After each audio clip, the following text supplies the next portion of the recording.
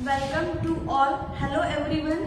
आज हम डिस्कस करने वाले हैं cell theory, right. Last video में हमने डिस्कस किए थे what is cell, discovery of cell and cell theory also. तो इस वीडियो में आज हम सेल थ्योरी को ही कंटिन्यू करने वाले, राइट। जैसे कि हम सभी को पता है क्या कि सेल थ्योरी जो है ये cell theory which is again describe by the two different scientist. दो साइंटिस्ट ने सेल थ्योरी को एक्सप्लेन किया था, राइट। कौन से दो साइंटिस्ट थे? श्वान एंड शेल्डिन, राइट। ये दो साइंटिस्ट ने जिन्होंने सेल थ्योरी को एक्सप्लेन किया था। बट यही सेल थ्योरी में कुछ और क्या आए हैं? मॉडिफिकेशंस आए हैं, राइट। वो मॉडिफिकेशंस जो सेल थ्योरी में फिर से इन्वॉल्व हुए हैं, again that theory is called as the modern cell theory. वो सेल थ्योरी को ही क्या बोला गया है? Modern cell theory. मतलब क्या है कि सेल थ्योरी में जो कंसेप्ट बताए थे रिलेटेड टू द सेल, वो कंसेप्ट तो रहेंगे ही, और एक्स्ट्रा के और कुछ ऐसे कंसेप्ट जो सेल को बिलोंग करते हैं, जो सेल शो करते हैं, that all concepts are included in the modern cell theory. वो सभी कंसेप्ट किसमें इंक्लूडेड है? मॉडर्न सेल थ्योरी में। तो आज हम मॉडर्न सेल थ्योरी डिस्कस करेंगे कि पर्टिकुलर मॉडर्न सेल थ्योरी कौन से कंसेप्ट को डिस्क्राइब करते हैं, राइट। तो सबसे पहले मॉडर्न सेल थ्योरी क्या बताती है कि पर्टिकुलर, जैसे कि सेल थ्योरी में बताया गया था कि all living organisms are consist of the cell. सभी लिविंग ऑर्गेनिजम्स जो है वो सेल से बना हुआ है। ये कंसेप्ट किस में आया था? सेल थ्योरी में आया था, right. But modern cell theory में फिर से क्या बोला गया है कि जितने भी लिविंग ऑर्गेनिजम्स है, that all living organisms consist of the cells and the cell organelles also, right. कि जो भी लिविंग ऑर्गेनिज्म है वो सेल और सेल ऑर्गेनेल्स से बने हुए हैं। उसी के साथ फिर से क्या बोला गया है कि cell can be grow independently, cell can be survive independently, but cell organelles are not. Clear? क्या बताया है? मॉडर्न सेल थ्योरी क्या बताती है कि सेल इंडिपेंडेंटली सर्वाइव कर सकते हैं, बट जो सेल ऑर्गेनेल्स है वो सेल ऑर्गेनेल्स इंडिपेंडेंटली सर्वाइव नहीं करेंगे। फॉर एग्जाम्पल है कि जैसे कि इन विट्रो कंडीशन में अंडर द लेबोरेटरी अगर हम कोई भी एनिमल्स के बॉडी का अगर सेल ऐसे निकाल के अगर वो हम लेबोरेटरी में ग्रो करते हैं तो वो पर्टिकुलर सेल ग्रो होगा। बट वो सेल के जगह पे हम सेल ऑर्गेनेल्स अगर लेते हैं, for example Golgi apparatus, mitochondria, lysosomes, right. ये अगर this all are the cell organelles, right. तो पर्टिकुलर ये ऑर्गेनेल्स अगर हम इन विट्रो कंडीशन में ग्रो करते हैं तो वो पर्टिकुलर ऑर्गेनेल्स ग्रो नहीं होंगे, राइट। ये कंसेप्ट किसने बताया है?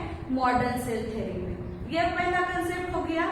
सेकेंड कंसेप्ट फिर से मॉडर्न सेल थ्योरी क्या बताती है कि कोई भी सेम स्पीशीज हो या फिर पर्टिकुलर ऑर्गेनिजम्स के बॉडी का अलग अलग पार्ट, अगर वो अलग अलग पार्ट से पर्टिकुलर सेल्स को अगर देखा जाए, सेल्स को ऑब्जर्व किया जाए, तो सभी सेल्स का केमिकल कंपोजिशन, उसका स्ट्रक्चर, उसी के साथ मेटाबॉलिज्म कैसे रहता है? सिमिलर रहता है। ये क्या है? सेकेंड कंसेप्ट है किसका? मॉडर्न सेल थ्योरी का। क्लियर? पहला वाला जो कंसेप्ट था उसमें क्या बताया है? पहले वाले कंसेप्ट में क्या बताया है कि सेल्स जो है, cells can be survive independently,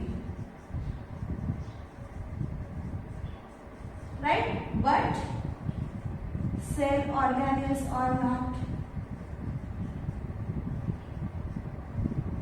ये पहला कंसेप्ट है। क्या बताया है कि पर्टिकुलर सेल जो है इंडिपेंडेंटली सर्वाइव कर सकता है, बट सेल ऑर्गेनेल्स जो है वो इंडिपेंडेंटली सर्वाइव नहीं करेंगे।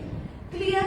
सेकेंड कंसेप्ट क्या था कि दूसरा वाला कंसेप्ट फिर से क्या बताता है कि पर्टिकुलर स्पीशीज, सेम स्पीशीज हो या फिर बॉडी पार्ट के, सेम स्पीशीज के बॉडी पार्ट का डिफरेंट बॉडी पार्ट के, डिफरेंट बॉडी पार्ट के सेल्स को अगर हम आइसोलेट करते हैं, मतलब अज्यूम करो कि एक एनिमल है, वो एनिमल के कुछ सेल्स हैंड से आइसोलेट किए हैं, कुछ सेल्स हैंड से लिए गए हैं और कुछ सेल्स जो है वो लेग से लिए गए हैं, राइट। या फिर कुछ सेल्स हैंड से लिए गए, कुछ लीवर सेल्स लिए गए या फिर कुछ सेल्स किडनी से लिए गए, है ना। मतलब एक ही स्पीशीज के अलग अलग बॉडी पार्ट से क्या किए गए हैं, सेल्स को कलेक्ट किया गया है। और वो हर सेल्स को अगर हम ऑब्जर्व करते हैं तो क्या बोला गया है, वो हर एक सेल का केमिकल कंपोजिशन, उसका मेटाबॉलिज्म और उसका स्ट्रक्चर कैसे रहता है, सेम रहता है, राइट। इतना क्लियर है। मतलब फंडामेंटल बेसिक्स जो है उसको क्या बोला जाएगा, फंडामेंटल बेसिक्स, उसको क्या बोला जाएगा, फंडामेंटल बेसिक्स आर सिमिलर। वो कैसे रहते हैं, सिमिलर रहते हैं। किसमें सिमिलर रहते हैं, सिमिलर इन केमिकल कंपोजिशन, उसका केमिकल कंपोजिशन है वो। सेकेंड चीज स्ट्रक्चर एंड मेटाबॉलिज्म। ये तीनों के तीनों स्ट्रक्चर्स, तीनों भी कैरेक्टर्स कैसे रहेंगे, सेम रहेंगे। क्लियर। उसके बाद थर्ड देखते हैं कि पर्टिकुलर थर्ड कैरेक्टर क्या शो करता है, मतलब मॉडर्न थ्योरी थर्ड कौन से एक कंसेप्ट शो करता है, कौन सा कंसेप्ट डिस्क्राइब करते हैं। ये दो कंसेप्ट हो गए which is again explain by the modern cell theory, right. Third concept क्या है कि पर्टिकुलर लाइफ, जो लाइफ है which passes from one generation to next generation, one generation to next generation। क्या बोला गया है, मॉडर्न कंसेप्ट जो है सेल थ्योरी का, वो क्या बताता है कि पर्टिकुलर लाइफ जो है वो एक जनरेशन से दूसरे जनरेशन में क्या होती है, पास होती है। ये भी कंसेप्ट किसने बताया है, मॉडर्न सेल थ्योरी ने। Again the fourth one, next one which is again क्या बोला गया है कि particularly the cells can be stored, या फिर से बोल सकते हैं genetic material stored and expressed inside the cell. क्या बोला गया है कि पर्टिकुलर जेनेटिक मटेरियल जो है वो स्टोर्ड होता है, किसमें, सेल में स्टोर्ड होता है और वो सेल में ही क्या होता है, एक्सप्रेस होता है। ये भी पर्टिकुलर कंसेप्ट किसने बताया है, कि कौन एक्सप्लेन करते हैं, modern cell theory. And another one that is cells show homeostasis. क्या बोला गया कि सेल जो है वो हीमोस्टैटिस शो करता है। हीमोस्टैटिस का मतलब क्या है, maintaining the internal structure. Particular cell का इंटरनल स्ट्रक्चर जो है वो मेंटेन करना, that again called as the homeostasis, right. तो पर्टिकुलर मॉडर्न सेल थ्योरी जो है वो क्या बताती है कि वो कुछ अलग अलग कंसेप्ट शो करी है। पहला कंसेप्ट ये था, मॉडर्न सेल थ्योरी ने फिर से क्या बताया है कि cell can be survive independently but cell organelles are not. ये एक कंसेप्ट है। सेकेंड कंसेप्ट फिर से क्या बताया है कि particularly the cells which are present in the same species और the different part of same species, अगर एक ही स्पीशीज के डिफरेंट पार्ट से अगर सेल आइसोलेट अगर करते हैं, सेल अगर कलेक्ट करते हैं, then that particular cells are similar in their structure, similar, they perform the similar metabolism and their chemical composition is also similar। ये मॉडर्न थ्योरी ने एक्सप्लेन किया। उसके बाद फिर से मॉडर्न सेल थ्योरी क्या एक्सप्लेन करती है particular life can passes from one generation to next generation. Life जो है वो एक जनरेशन से दूसरे जनरेशन में, नेक्स्ट जनरेशन में ट्रांसफर होती है, ये भी उन्होंने बताया। उसी के साथ फिर से नेक्स्ट कंसेप्ट कौन सा था कि particular genetic material can stored inside the cell and they express inside the cell.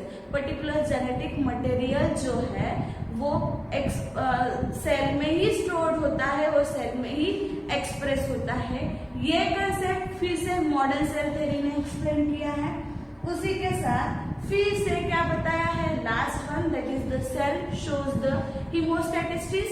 हीमोस्टैटिस्टिस का मतलब क्या है कि सेल खुद ही इंटरनल एनवायरनमेंट जो है वो क्या करती है, मेंटेन करती है। हीमोस्टैटिस्टिस का मतलब क्या है, मेंटेनिंग द इंटरनल एनवायरनमेंट। तो सेल हीमोस्टैटिस्टिस शो कर रहा है, इसका मतलब क्या होगा कि पर्टिकुलर सेल जो है वो खुद के बॉडी का, खुद का इंटरनल एनवायरनमेंट जो है वो क्या करती है, मेंटेन करती है। क्लियर? कुछ इस तरह से उन्होंने मॉडर्न सेल थ्योरी में ये कंसेप्ट एक्सप्लेन किए गए हैं, राइट। ये इतने मॉडर्न थ्योरी में और सेल थ्योरी के कंसेप्ट तो पता ही है कि पर्टिकुलर दो अलग अलग साइंटिस्ट ने, एक जूलॉजिस्ट थे और एक बॉटनिस्ट थे, राइट। श्वान which is the zoologist and the Sheldon which is the botanist, right. ये दो अलग अलग साइंटिस्ट ने प्लांट के डिफरेंट सेल्स को एक्सप्लेन किया, एनिमल्स के डिफरेंट सेल्स को एक्सप्लेन किया है, बराबर। तो इसको मतलब सेल थ्योरी और मॉडर्न सेल थ्योरी में कुछ ऑब्जेक्शंस भी आए हैं, राइट। तो अभी वो कौन से ऑब्जेक्शंस है वो हम डिस्कस करेंगे। It means objections of cell theory कि पर्टिकुलर ये सेल थ्योरी में कौन से ऑब्जेक्शंस थे। कौन से ऑब्जेक्शन का मतलब फिर से क्या होगा कि ऐसा कंसेप्ट जो सेल थ्योरी फॉलो नहीं करती, मतलब सेल थ्योरी ने जितने भी फीचर्स बताए हैं वो फीचर्स में पर्टिकुलर वो कंसेप्ट नहीं आता है, that is again called as the objections, right? So now we will discuss the objection.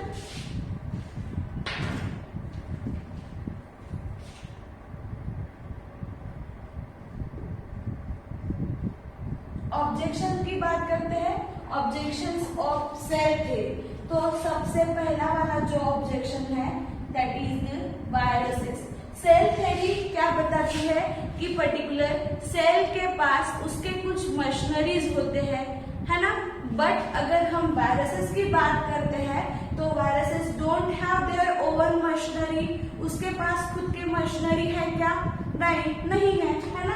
इसीलिए सेल थ्योरी फिर से क्या नहीं करती, वायरसेस फॉलो नहीं करते हैं, बराबर। मतलब एक ऑर्गेनिज्म और एक लिविंग ऑर्गेनिज्म अगर कंसिडर करते हैं तो सेल थ्योरी ने क्या बताया है कि all living organisms are consist of the cells, different types of cells and the product of cells, ये बताया है। तो ये जो कंसेप्ट है वो कौन फॉलो नहीं करते हैं, वायरसेस फॉलो नहीं करते। इसीलिए ऑब्जेक्शंस ऑफ सेल थ्योरी में सबसे पहले कौन आते हैं, viruses, which not follows the rules of cell theory, right? Again second one है बैक्टीरिया।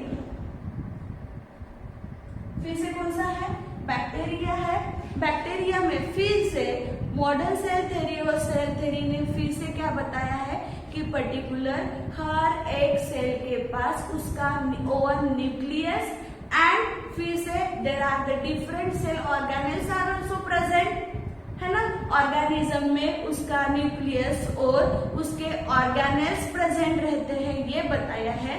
बट अगर हम बैक्टीरिया की बात करते हैं तो बैक्टीरिया के पास ना खुद का न्यूक्लियस है, ना ही उसके पास क्या है, अदर ऑर्गेनेल्स है, राइट। इसीलिए बैक्टीरिया भी ये क्या है, ऑब्जेक्शंस है, राइट। फिर से थर्ड वाला ऑब्जेक्शन कौन सा है कि पर्टिकुलर सेल थ्योरी ने बताया था क्या कि cells can be differentiate. Cell क्या होते हैं, डिफरेंशिएट होते हैं into the different cells which forms the different cells, मतलब पर्टिकुलर सेल जो डिफरेंशिएट होता है, राइट। मॉडर्न सेल थ्योरी क्या बताती है कि पर्टिकुलर सेल के पास एबिलिटी है कि वो ग्रोथ होता है और मल्टीप्लाई भी होता है ना। वो ग्रो हो रहा है और मल्टीप्लाई हो रहा है, इसका मतलब क्या हो रहा है, वो पर्टिकुलर सेल की ग्रोथ हो रही है।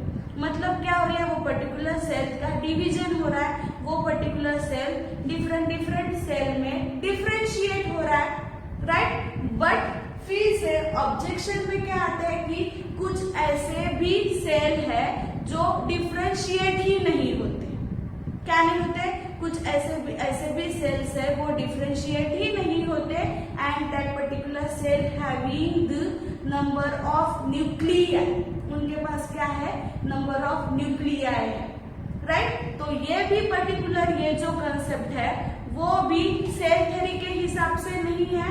सेल थ्योरी क्या बताती है कि पर्टिकुलर जो सेल है वो डिफरेंशिएट होता है, वो ग्रो होता है, वो मल्टीप्लाई होता है, राइट। सेल थ्योरी ने ये भी बताया है, जैसे कि विर्चॉ हमने देखे थे, विर्चॉ ये साइंटिस्ट ने बताया था क्या कि particular cells are divide and produce from the pre existing cell, ये हमने देखे थे, विर्चॉ का ये कंसेप्ट था, राइट।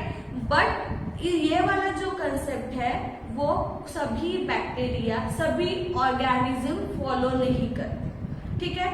ऐसे भी कुछ ऑर्गेनिज्म है जो डिफरेंशिएट ही नहीं होते हैं और जिनके पास बहुत सारे क्या है, न्यूक्लियस है, क्लियर। तो ये भी एक ऑब्जेक्शन है कि some organisms cannot be differentiate, do not differentiate into the cells and they having the number of nuclei, right. यहाँ पे लिख सकते हैं हम, some organisms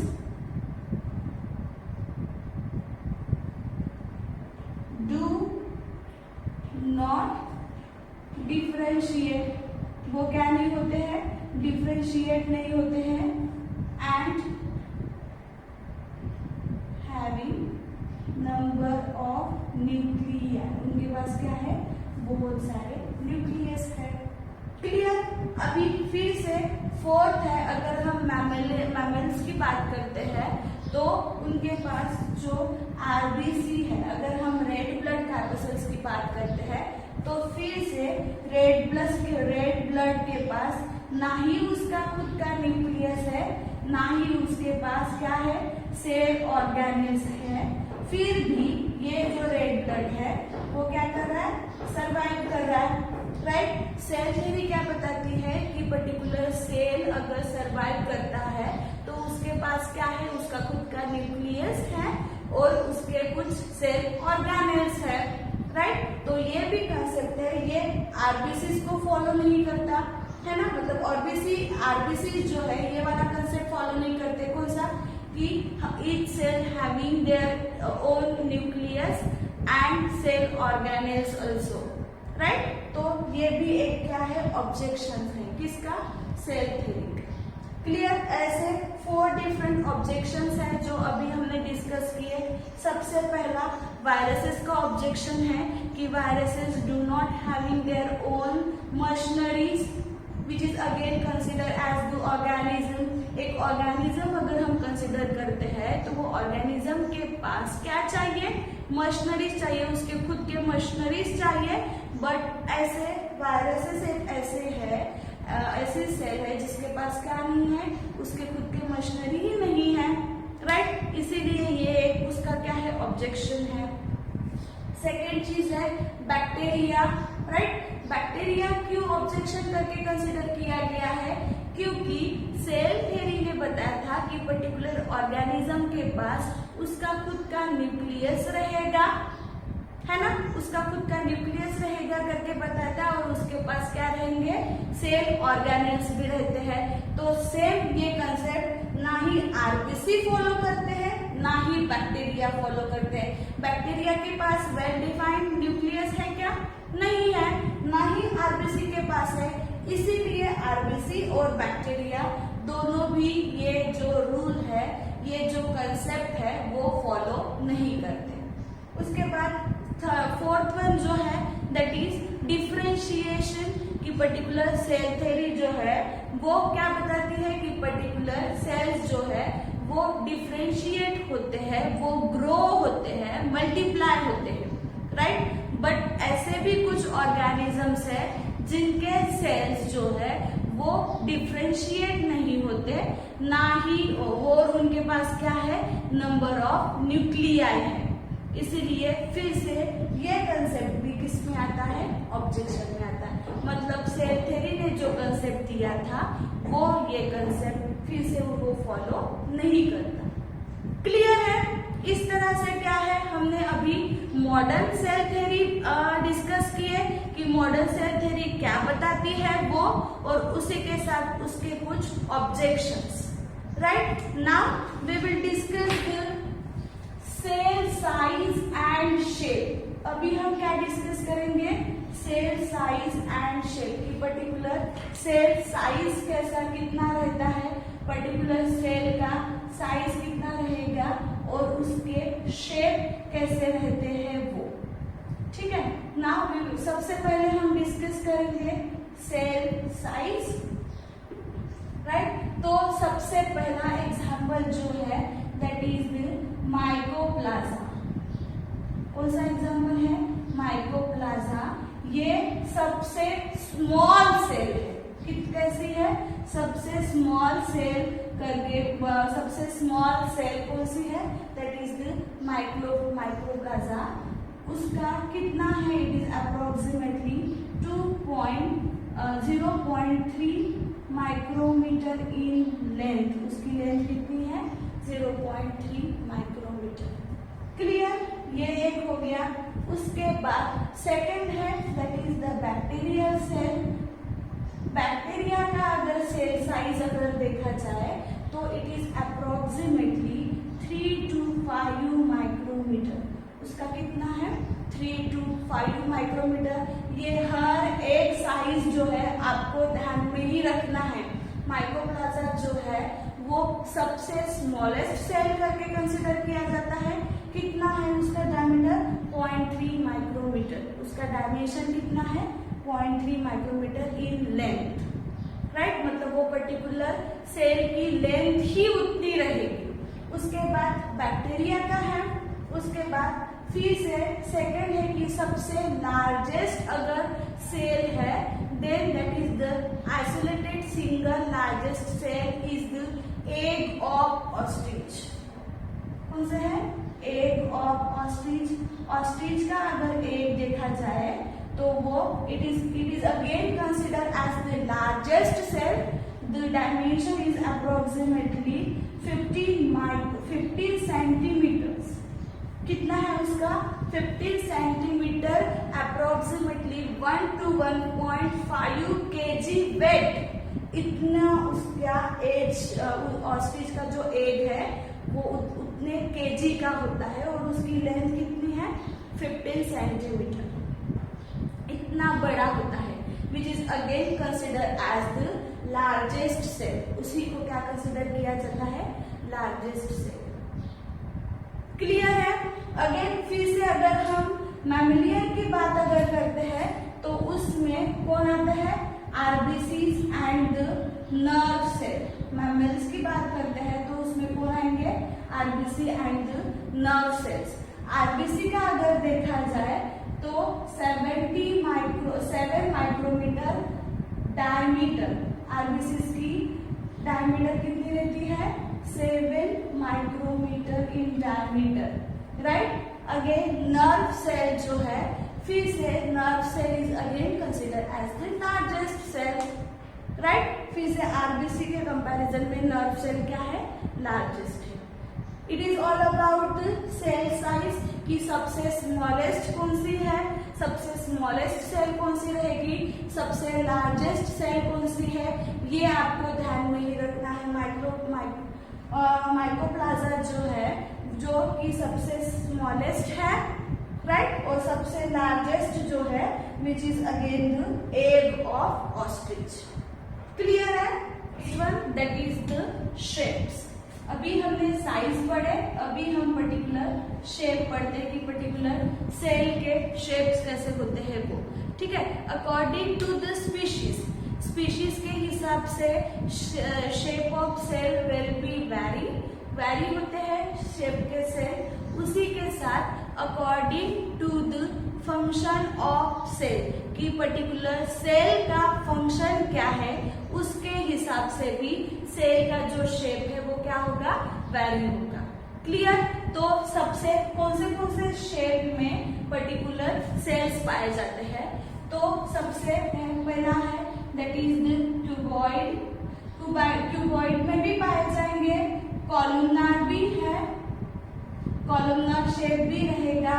some cells are the irregular, कुछ सेल्स ऐसे हैं जो इरेगुलर भी है, right. Some cells are the cuboidal, some cells are the spiral again, right. ऐसे डिफरेंट क्या है particular. Some cells are the discoids also, है ना। तो depending upon the function of that particular cell, है ना, कि कुछ पर्टिकुलर सेल जो फंक्शन परफॉर्म करते हैं उसके बेसिस पे सेल्स के क्या है, शेप डिपेंड रहते हैं। जैसे कि नर्व सेल अगर हम देखते हैं तो नर्व सेल का स्ट्रक्चर कुछ अलग है ना। क्यों उसका स्ट्रक्चर वैसे दिया है कि पर्टिकुलर वो सेल डिफरेंट पार्ट में डिस्टिंग्विश हुआ है, पर्टिकुलर सिग्नल कौन लेगा, सिग्नल कौन देगा, है ना।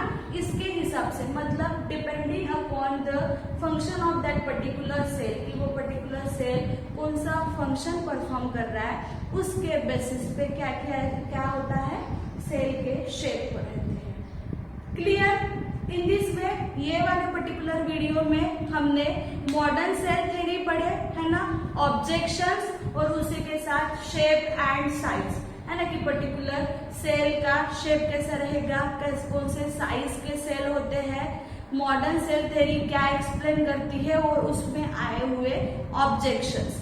Clear. In the next video में हम डिस्कस करेंगे टाइप्स ऑफ सेल कि there are the two different types of cell, prokaryotic and eukaryotic, ये सभी को पता है। तो एग्जैक्टली प्रोकैरियोटिक सेल मतलब क्या, यूकैरियोटिक सेल मतलब क्या, we will discuss in the next video. Thank you.